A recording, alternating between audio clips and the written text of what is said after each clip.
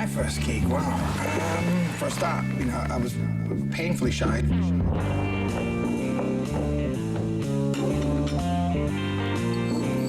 Well, I felt that I didn't want a crowd to sit back and ignore me, and so I'd go out and I'd jump on the tables and kick the drinks on the laps, and and people started then remembering who I was.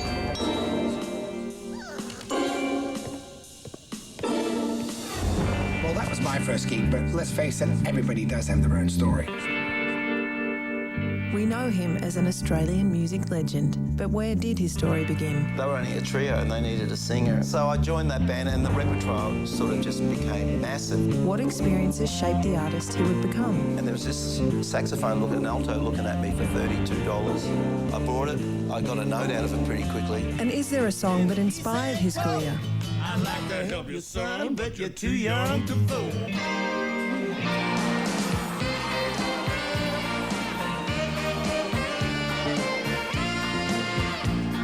Joe Camilleri has loved music all his life, but never imagined he'd be a musician, let alone one of Australia's most respected and successful. A key player in Melbourne's vibrant music scene of the 70s, Joe mastered his talents in several bands, notably Jojo Zepp and the Falcons, and later the Black Sorrows. The third born among an eventual 10 siblings, Joe emigrated with his family from Malta to Port Melbourne, Australia, when he was only 2 years old. While Joe's father played the tuba and one of his brothers played the piano accordion, it was Joe's mother who first sparked his passion for music. Mrs. Camilleri had a decent record collection for a migrant mother with 10 children. While raising her family and tending to the home, she would sing and dance to 50s crooners, young Joe inheriting a jubilant love for the sound of that era. Was there any influence from Malta in the music you listened to as you grew up, but like maybe from your mum? Well, my mum was, she was a great music fan, and right. so, but we were, you know, the diet at home was Frank Sinatra, Johnny Ray, right. Ray Charles, and Frankie Lane. He was quite popular in our household. Yeah. And they're all pretty good singers. You know, yeah, all good singers. Dean Martin. It was an escapism for me. I love music. Never thought about being a musician. Just. Did you play an instrument as a kid? Didn't play an instrument till way later. You know, I could sing a bit. Yeah. And a few friends. We practiced with really dumb instruments and practiced dumb songs. And what were the dumb songs? Oh, you know, we would. Lucille was the. That's a great song. It's a fantastic song, but not the way we played it. Was that everybody plugged into one end? Yeah, everyone. Yeah. And we had one drum kit that was always falling apart. So Lucille was kind of like one of the very first songs we learned, but we ended up playing. That was around 1963, and we're all good Catholic boys, so we were able to use the Catholic hall occasionally to rehearse. You know, it was all that British explosion. There was, you know, all those fabulous songs coming out. And it wasn't just the Beatles, because the Searchers and the Dave Clark Five, Rolling Stones, Kinks. The Kinks were actually bigger than the Beatles, I thought, in Australia at the time, you know. And it was just exciting. We couldn't play any of those songs. They were too hard. It was just so weird. You know, once you kind of got the DNA of those songs, it was just, all of a sudden, everything opened up. So where did, you know, obviously, was that just purely through radio? Purely through, well, radio was king, I reckon. Yeah. And there was lots of bands doing things, and they were all kind of getting into this Chicago blues and things like that. Were just opening up all different things. But once I discovered modern jazz, kind of, you know, it took me to another, you know, on another journey. But around the 60s, you know, there was a wonderful thing going. There's a Motown thing. There was avant-garde, all going at the same time. There was the blues thing, and there was the pop music, you know. I had my brother John, who's older, and he'd be bringing back, you know, Muddy Waters records. It was stuff that, you know, I hadn't even dreamt of, never mind heard on the radio. You know? And then you'd hear Paul Butterfield, you hear, you know, Paul Butterfield. Yeah, old bands like that who were sort of obviously just grown from this black music. You know, and then I would take these records, I'd pinch my brother's records and take them to parties, and I'd be the coolest guy in the world, you see. And the thing I found where I was, because there were so many immigrants, the immigrants sort of kept you really up to date with what was happening, because radio wasn't really up to date. It was a year behind everything. So it was a great thing that music actually sort of travelled. As a teenager in 1964, Joe made a sudden leap from spectator to participant. Along with some friends, he went to see a band called the Drollies. For a laugh, his friends pushed Joe on stage to sing. Unwittingly, he became the band's frontman. Though he would only sing with the Drollies for 2 significant gigs, they led Joe to another band, the King Bees. Through the late 60s and into the 70s, Joe would progress into the purest R&B outfit, the Adderley Smith Blues Band, followed by the jazz-oriented Lib Arthur and the Double Decker Brothers, and then simultaneously play with the Sharks and the Polacco Brothers, garnering varied musical influences from each group. Retrospectively, that little push on stage to sing with the Drollies was a mighty shove and the entree into Joe's entire musical career. Let's talk about some of the performances, you know, the Drollies. Like, for instance, like, you know, what sort of gigs did you do? We did 2 shows. We did a coastal show, right, and we did the Mod Ball, 1964 Mod Ball, right, in Melbourne, and that was. I think we rehearsed for 2 years for those 2 gigs. When we got to the Mod Ball, the first gig, it was bizarre because I can't actually remember that, you know, like I was so scared and I didn't understand anything, you know, it was just kind of, but by the, you know, got a bit of an idea what was happening. And the second gig was the Mod Ball, which was what we were hoping to get more work out of. Right. And there was just every Melbourne band, Normie Rowe, the Flies, bands like that. Yeah. King Bees were on it, and that's how come I got to join that band. And we were on first. We were the sort of the opening act. The opening act, so to speak. And you know, there was something about it. Didn't really matter how good or bad you sounded. You know, there was enthusiasm in the audience. And we went over pretty well. It was packed to the rafters, you know, it was naive and it was all kind of cute. Pretty big for your first shows, though. Pretty big. Yeah, that was a pretty big show, but I think I must have paced the stage like a mad cat trying to get out. The King Bees were on a little bit later, and they were only a trio and they needed a singer, and they thought that I would fit the bill. I thought I was... So you must have been impressive enough. As a performer, as a frontman, you know? Well, were you sort of... Because I remember my first gig, I didn't even look at the crowd. I stood with my back to them. You were obviously sort of like strutting your stuff there. I was... I think I broke the tambourine that I bought on that day. But it was... And I could see the... You know, everybody in the band, we were struggling as a band. We couldn't... As the Drollies, we didn't sort of know how to quite get anywhere with what we were trying to do. So I jumped ship, you know. What was the difference between, let's say, the King Bees and the Drollies? Was it like just a step up? Was it similar material? Similar material, but only they could play the material in a more polished way. Right. And they were also backing big acts, because in those days, let's say Normie Rowe was really big artist. He would play 5 or 6 gigs on any given Friday or Saturday night. And so he'd just rock up and the band would learn the material. So he'd play with the band? He'd play with the band. So, and that's what you would do. I don't know about anywhere else in Australia, but that's what you would do in Melbourne. If you're a solo artist, you'd be playing with all these... So you didn't carry your own band. Right, yeah. Even when the Easy Beats were playing in Melbourne, they would use, in our case, would use our gear, and they would just have drumsticks and guitars, boom, three or 4 songs, go to the next venue. You know. Pretty cool. So not a bad 1 car, boom, off you go. So I joined that band, and the repertoire sort of just became massive compared to what I was used to. So we were a combination of sort of the British Invasion, the Tamla Motown, and the Paul Butterfield type of band, blues, you know, American blues bands. And we would work around that, and our repertoire would sort of develop from those things. And of course, you know, if people didn't like it, they just walk off. Right, yeah. And so you sort of eventually just kept working out what you can actually play. Right. And the music scene was changing very fast in the 60s, you know. Right, by 67, Flower Power is hit, you know, and a lot of things had sort of fallen by the wayside. But if you're in the underground, you would know that the blues was kind of a really strong force, and that R&B kind of thing. It didn't change, It didn't change, yeah. Obviously, you went through, there must have been the jazz thing. Is that when you got into sax? Purely through about Coltrane and all that sort of stuff? 69. Yeah. 69, I just bought a saxophone. I was in Clements. And there's a street in Melbourne where there used to be maybe 5 or 6 music stores right next to each other. And there was this saxophone, an alto looking at me for $32. I bought it. I thought, well, you know, I'll clean it up. I'd have a go and clean it up. I got a note out of it pretty quickly. Yeah.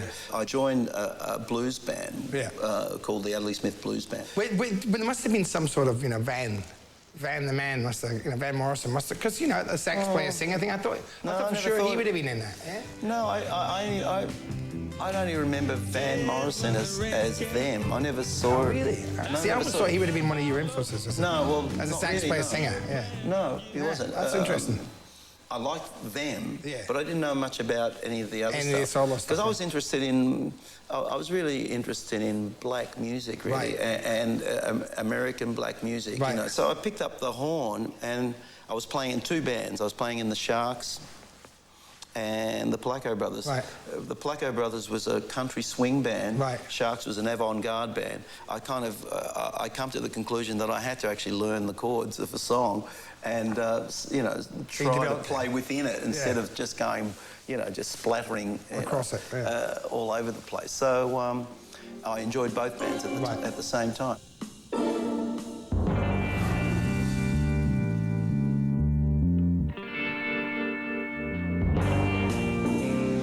Let's face it, everybody has their own story. My first gig was in Fontana, California. My first real gig that people showed up to. I was 19 or 20 years old, and I showed up, did the gig. It was nerve-wracking, thought I'd never do it again. And I was in the parking lot afterwards, and the guy who promoted the gig comes up to me and he hands me a wad of cash. I said, what is this, And he said, well, this is from the door. And I was like, oh shit, this guy went and sold the door to the place to get me some money. I had no idea what he was talking about. And I was like, you sold the door? And he said, no, man, this is for people paying to get through the door. I was like, oh my God. So that was the moment I figured, well, okay, there's something to this music gig.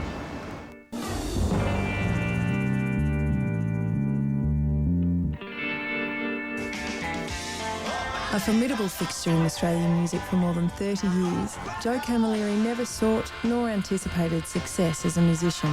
His intense love of music just happened to carve a path for him. Starting with the Drollies in 1964, Joe progressed through a string of bands, developing his skills, making connections, and tasting a variety of genres. By 1975, Joe was frontman of his own band, Jojo Zepp and the Falcons. A group of experienced players, the band was assembled initially to promote a single that Daddy Cool's Ross Wilson had produced, with Joe as singer. Then obligated to tour, the Falcons hastily crafted a live repertoire with Joe, endowing their soulful R&B setlist with a reggae flavour. All those things, the pop, the blues, the soul, the Motown, everything sort of was going to culminate when you got into Jojo Zepp. That's right. It was sort of because they're all those influences. I remember seeing that band. It had power, it had blues roots. It was swinging. All those things were involved in it, weren't they? Well, pretty much, and and they all came out of pretty pedigreed bands. Yeah. So there was it was quite a strong band to take it. Like a supergroup, really, at the time. Well, I don't know about that, but virtually coming from all big bands. And Wayne's songs were really quite classy songs. Yeah. We had all that. Yeah, they came out from lots of different situations, and Jojo Zepp and the Falcons really started with Steve Cummings being the lead singer, and I was going to play saxophone and just do the odd bits. We did one rehearsal we kind of thought was great, but he had other plans, so he went on and did the sports. Did the sports. You guys, we were talking about this off camera, but the fact that you as coaches all did as well, built this whole following live before you even got to recording. People just got off on the feeling and the rock and roll, and I know that our first 3 albums just didn't do anything, but we would get 1,500 people every night in the pubs at 5 nights a week all around Australia. Yeah. Just getting, and that was the beauty of the Australian music scene of that day too, because if people were judging you on for different things, and the Falcons were able to sort of move in a few different directions because we were basically an R&B band, soul R&B band. That was my brief to myself. Right. There was obviously at some point in that you also got influenced by reggae. Yeah. And when did that sort of start? Was that around the ska and all that? The same time as the thing with the reggae thing for me was it was Ross Wilson, really. Ross Wilson was played this song, I'm in a Dancing Mood. Right. He did it in Daddy Cool. I played with Daddy Cool for a little while, around 1974. They needed a couple of horn players. And I was just watching him play, and he was interested in this. He had this song, I'm in a Dancing Mood, by Delroy Wilson. Right. And he went to Jamaica. He came back, and we just started our I think he saw us on our very first gig at St Kilda Beach, right. Open air gig, you know. And he gave me a whole bunch of singles, and that was one of them.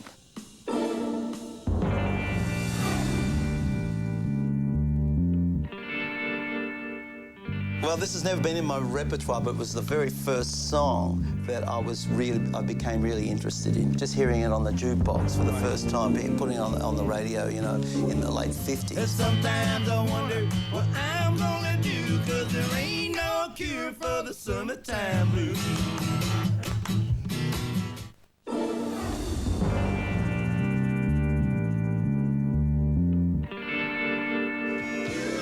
Joe Camilleri may be known today as one of Australia's most prolific and talented musicians. However, in 1983, it was a different story.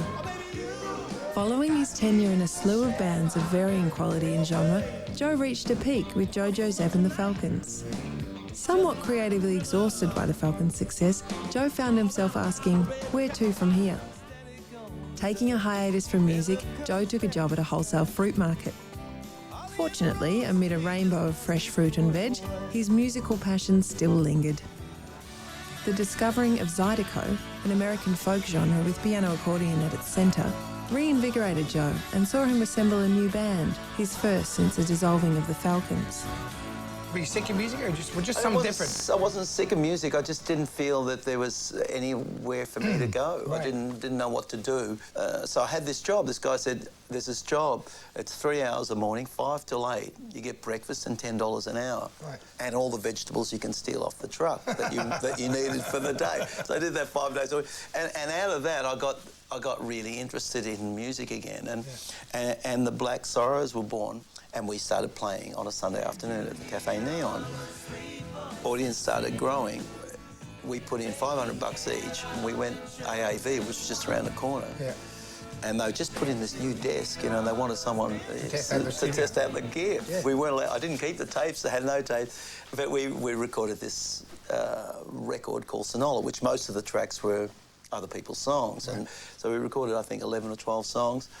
As you would, and... I remember hearing bands because Cultures, we'd do some tours in Texas and stuff like that, and there's a whole bunch of bands in Texas that had come out through R&B, through blues, and developed into, they had like a horn player and a piano accordion player doing the section, and they had that sort of Zydeco thing happening too. So it seemed like a sort of natural progression. Well, it sort of was. I had, what I had was piano accordion, violin, clarinet, trumpet, and that was the horn section. Yeah. And I played a bit of sax as well, but that was my horn. It was quite a big band as well. Elvis Costello was in Australia, heard the record, started talking about this record, Sonola, and it, you know, it's weird, isn't it? You know, verification. All of a sudden, people were.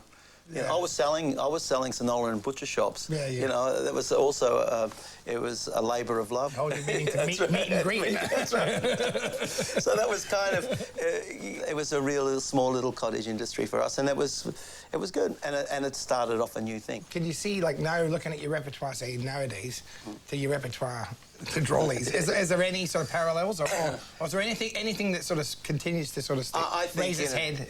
I don't know about anyone else, but I love the 60s music. Yeah. To me, that was a really good time for me, and I'll always go back to that somehow. So listen, today we're gonna do a song. Yeah. Has this song been in your repertoire or in and out of your repertoire? Well, this has never been in my repertoire, but it was the very first song that I became really interested in. You know, just hearing it on the jukebox for the first time, putting it on the radio. You know, in the late 50s. I don't know why I never actually did the song in those bands, but probably couldn't play it. But thank God we got Claude. That's right. Yeah, it was just always a song, and there's been thousands of bands that have made this. Well, Eddie Cochran made it really. Yeah, he was the man. He's the governor. Yeah. You know. Well, I don't think I've ever played Summertime Blues either, so I reckon it's only fair, since it was a song that we both loved, that we do it. Let's have a go at it. All right.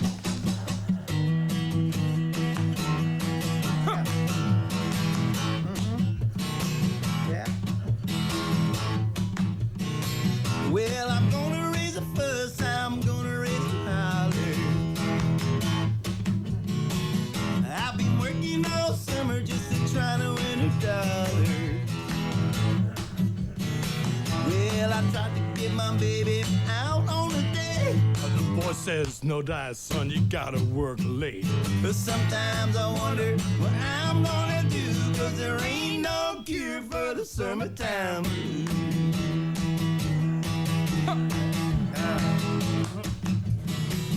Well, my mama and papa told me, son, you gotta earn some money. If you want it in the car to go riding next Sunday. Well, I wouldn't go to work, told the boss I was sick. So you can't use the car, son, you didn't work a lick.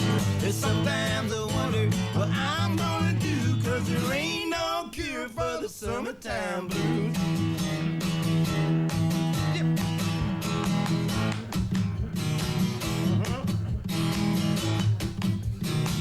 I'm gonna take 2 weeks, gonna have a fine vacation. I'm gonna take my troubles to the United Nations. Well, I called my congressman and he said, quote, I'd like to help you, son, but you're too young to vote. And sometimes I wonder what I'm gonna do, 'cause there ain't no cure for the summertime blues. I said there ain't no cure for the summertime blues.